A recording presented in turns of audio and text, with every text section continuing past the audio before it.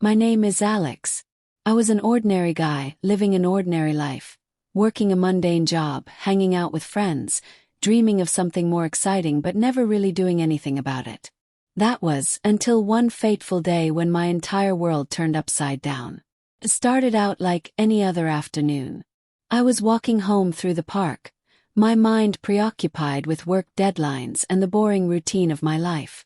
The air was crisp, the kind of evening that made you wish for adventure, though I never imagined how much I'd regret wishing for change. As I strolled along the familiar path, a strange shimmer caught my eye. It was subtle at first, like sunlight hitting water, but as I approached, it grew brighter. I stopped in my tracks.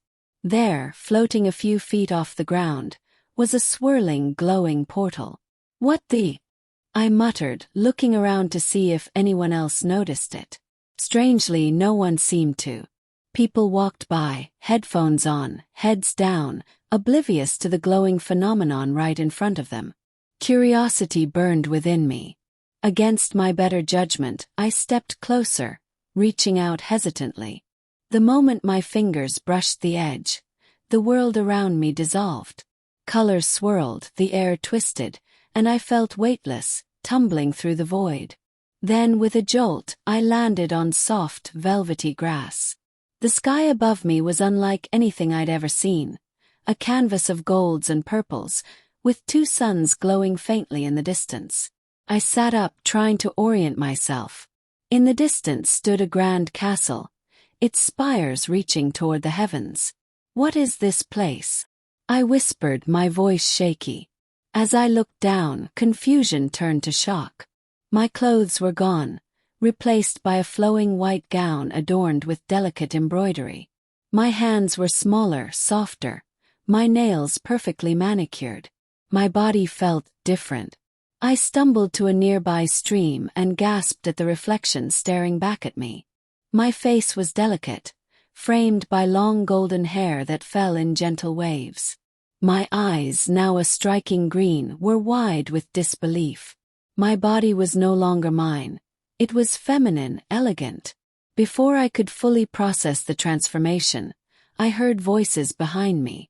Turning, I saw a group of finely dressed people approaching, their faces alight with joy and reverence. "Princess Alina," the leader exclaimed, bowing deeply. "You've returned to us." "Princess." "No, you've got the wrong person," I stammered, stepping back. But they didn't listen. They knelt before me, calling me their long-lost princess, destined to return and bring peace to the kingdom.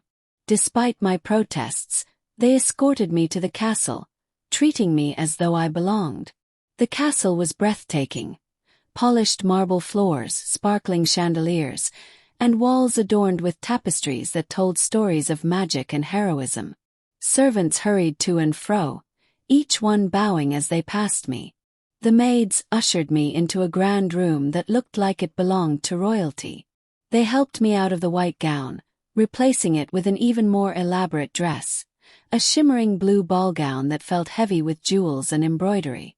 I stared at myself in the mirror, feeling like an imposter. "I'm not your princess," I tried to tell them, but they only smiled indulgently, as if I were joking. Over the next few days, I tried to cling to my old identity. I avoided the dresses, refused the makeup, and begged for answers about how to return home. But the people around me seemed oblivious to my struggle, insisting I embrace my destiny. Then, one morning, something shifted. I was standing before the enormous wardrobe in my room, staring at the rows of gowns in every color imaginable. A particular pink dress caught my eye. It was soft and delicate, with intricate lacework along the neckline. "Just try it on," a voice in my head whispered.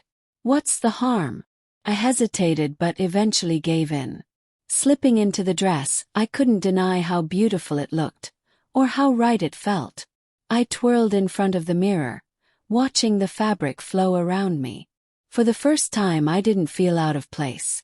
That small moment opened a floodgate. I started experimenting with makeup, delighting in the way a touch of blush or a swipe of lipstick brought out my features. I practiced walking gracefully in heels, savoring the click-clack sound they made on the marble floors. Each day, I felt the old Alex slipping away, replaced by Princess Alina. Then I met him. Prince Damien arrived at the castle one afternoon, his presence commanding yet gentle. He was tall and striking, with dark hair and piercing blue eyes. "Princess Alina," he said, bowing deeply. "It's an honor to finally meet you." I felt a strange flutter in my chest. "The honor is mine," I replied, my voice soft and melodic. Damien was charming, kind, and impossibly handsome. He invited me to tour the kingdom, and though I was hesitant at first, I couldn't resist his warmth. We spent days exploring the countryside, riding horses through fields of wildflowers, and sharing stories under the stars. I found myself drawn to him in ways I couldn't explain. One evening, as we sat by a roaring fire in the castle garden, he took my hand. "You're unlike anyone I've ever met," he said, his voice steady yet filled with emotion. My heart raced. "Damien, I hesitated, torn between the remnants of Alex and the growing feelings of Alina. Before I could finish, he leaned in and kissed me. It was soft, tender, and electric. In that moment, the last of my resistance melted away. I embraced my role as Princess Alina, finding joy in the things I once resisted. I learned royal etiquette, presided over court meetings, and prepared for the grand ball where Damien would propose. The portal to my old world remained, but I never stepped through it. This new life had shown me a side of myself I never knew existed, a side that felt whole, confident, and happy. When Damien knelt before me at the ball, holding a ring that sparkled like the stars, I didn't hesitate. "Yes," I whispered, tears streaming down my cheeks. As we danced under the glittering chandeliers, I realized that the portal hadn't trapped me. It had freed me. It brought me to a life I never knew I needed, a love I never knew I could feel. Now, as I stand on the balcony overlooking my kingdom, Damien by my side, I can't help but smile. I am Princess Alina, and this is my happily ever after.